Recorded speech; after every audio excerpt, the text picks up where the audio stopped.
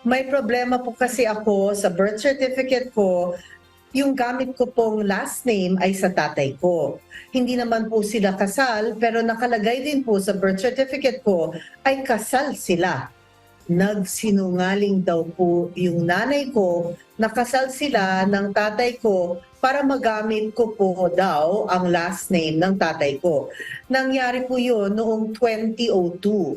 Ngayon naman po, yung sa kapatid ko ay pinanganak noong 2007, ay last name na po ng tatay ko ang gamit niya. At ang nalagay po sa certificate ay single po ang nanay ko at di sila kasal. Attorney, tanong ko po, hindi po ba ako mahihirapan sa pag-aayos po ng papeles kung mangingibang bansa po ako dahil ganun po ang nangyari sa birth certificate ko? Para masagot po yung legal question na yan, ay makakapanayan po natin walang iba.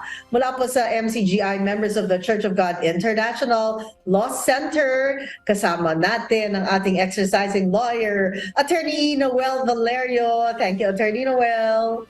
Good afternoon po, Yes, Attorney Noel. Yes, good afternoon. Magandang hapon po sa inyong lahat. Magandang hapon po sa inyong dalawa. So dun sa katanungan, Yes. kung mahihirapan ba siya sa pagkuha ng birth certificate, sa pag-process ng mga documents, halimbawa mag-abroad, actually, hindi naman ho, wala siyang, ang pinakamaganda ho dyan ay kung gusto niyang malinis yung kanyang documents, mag-file siya lang ng petition for correction ng kanyang birth certificate. Aalisin lang ho yung married, papalitan kasi hindi naman niya kasalanan yon. Yung paglagay ng status ng parent niya, usually alam niyo naman pagbata hindi naman siya nagbibigay ng information kundi magulang.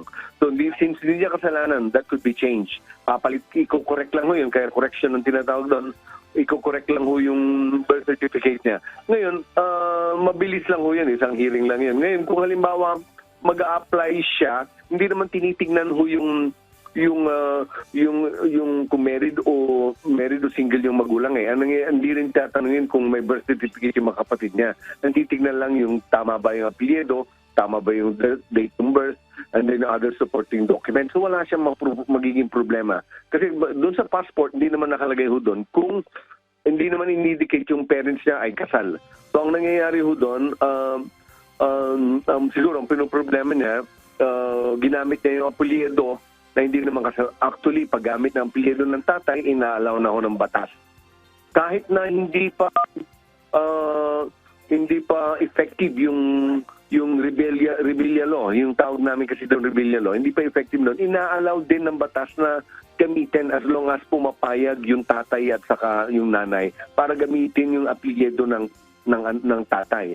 So wala tayong nakikitang problema. So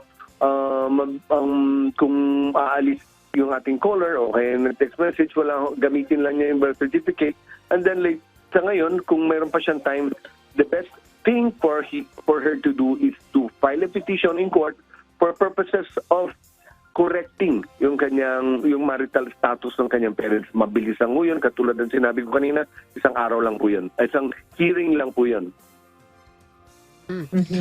Miss Jackie, clear sa akin yun. Hearing.